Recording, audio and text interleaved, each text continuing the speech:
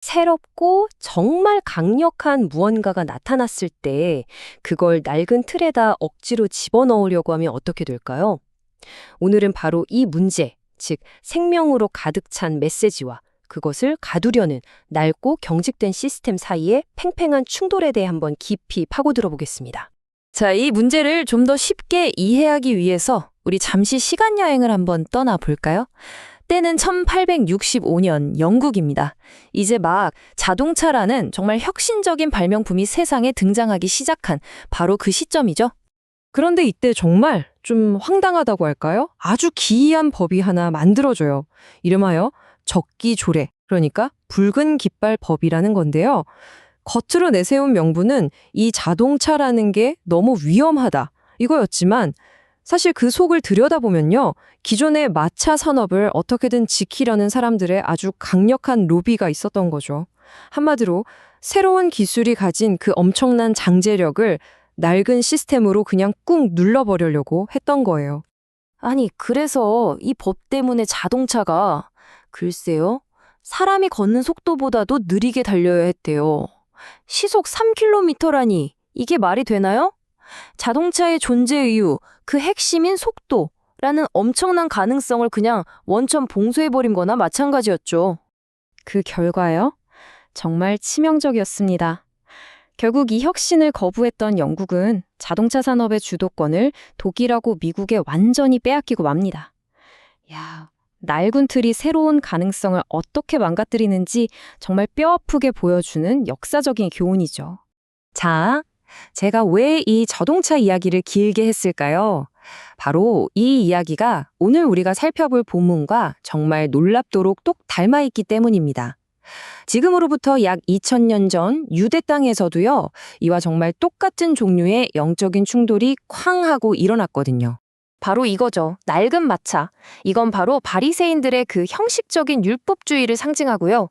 그리고 세상을 완전히 뒤흔들 새로운 자동차. 이건 바로 예수님의 복음을 말하는 겁니다. 이 둘이 정면으로 부딪힌 거예요. 마치 낡은 종교적인 관습이 그 생명력 넘치는 복음 앞에서 붉은 깃발을 흔들면서 멈춰! 위험해! 하고 길을 가로막고 서 있는 그런 모습이었던 거죠. 그 첫 번째 충돌, 그 불꽃이 튄 지점은 바로 금식에 대한 논쟁이었습니다. 사람들이 예수님께 와서 약간 따지듯이 이렇게 묻는 거예요.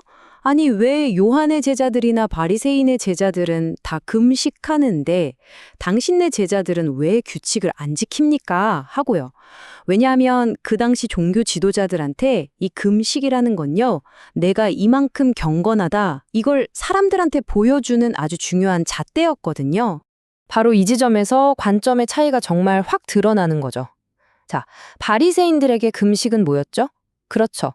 내가 이만큼 의롭다. 이걸 드러내기 위한 종교적인 의무였어요.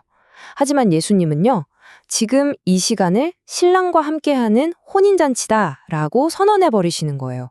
여러분 한번 생각해 보세요. 결혼잔치집에 가서 슬퍼하면서 밥 굶는 사람이 어디 있겠어요? 그럴 순 없는 거죠.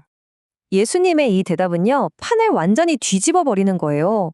이건 단순히 규칙을 지키냐 안 지키냐의 문제가 아니라는 거죠. 핵심은 지금이 대체 어떤 시간인 줄 아느냐. 바로 이겁니다. 온 인류가 그토록 기다려왔던 메시아, 진짜 신랑이 바로 여기에 왔으니 지금은 슬퍼할 때가 아니라 기뻐해야 할 시간이다. 라는 정말 위대한 선포였던 겁니다. 자, 이 충돌은 여기서 끝나지 않고 두 번째 라운드로 이어집니다. 바로 안식일 문제예요. 원래 하나님께서 인간에게 쉼이라는 선물로 주신 이 날이 어떻게 사람을 억압하는 무거운 짐으로 변질되었는지를 적나라하게 보여주는 사건이죠. 바리새인들은요, 안식일을 지킨다는 그 명분 아래 성경에도 없는 무려 39가지나 되는 세세한 금지 조항들을 자기들 마음대로 만들어놨어요. 그래서 예수님의 제자들이 그냥 배가 고파서 밀 이삭 좀 잘라 먹은 걸 가지고 그걸 굳이 추수다, 타작이다 이런 노동으로 딱 규정해버리고는 엄청나게 비난을 퍼부었던 겁니다. 원래는 사랑의 선물이었는데 이게 완전히 억압의 도구로 변질된 거죠. 바로 이때 예수님께서 정말 혁명과도 같은 선언을 하십니다. 이 말씀은 법의 목적 자체를 그냥 뒤집어 엎어서 그 본질을 다시 찾아주는 말씀이었어요. 안식일이 사람을 위해서 있는 거지 사람이 안식일을 위해서 있는 게 아니다. 다시 말해서 안식일은 사람을 섬기려고 있는 거지 사람이 안식일의 노예가 되려고 있는 게 아니라는 거예요. 그리고 이 논쟁에 그냥 마침표를 탁 찍어버리는 말씀을 하시죠. 바로 당신이 안식일의 주인이라는 선언입니다. 여러분, 안식일의 주인이 누가 될 수 있을까요? 그 법을 만드신 창조주, 그분밖에는 없죠. 그러니까 이 말씀은 단순히 규칙을 좀 다르게 해석해 주시는 차원을 넘어서 내가 바로 그 법의 근원이고 완성자이며 바로 하나님이다 라는 듣는 사람들에게는 정말 충격적인 선포였던 겁니다. 자, 예수님은 지금까지의 이 모든 논쟁을 꿰뚫는 핵심 원리를요, 정말 한 번 들으면 절대 잊을 수 없는 아주 강력한 두 가지 비유로 설명해 주십니다. 첫 번째 비유, 낡은 가죽 부대. 이게 뭘 의미할까요? 네, 바로 율법주의의 그 낡아봐진 틀을 말하는 겁니다. 이미 시간이 지나서 딱딱하게 굳어버린 거예요. 그래서 더 이상 늘어날 신죽성이라고는 찾아볼 수 없는 그런 생명력 없는 종교적인 형식 말이죠. 그럼 반대로 새 포도주는 뭘까요? 바로 복음입니다. 이건 그냥 가만히 있는 게 아니에요. 살아있고 지금도 막 부글부글 발효하면서 폭발적으로 팽창하는 그런 생명의 능력, 그 자체를 말하는 겁니다. 그러니까 핵심은 바로 이겁니다.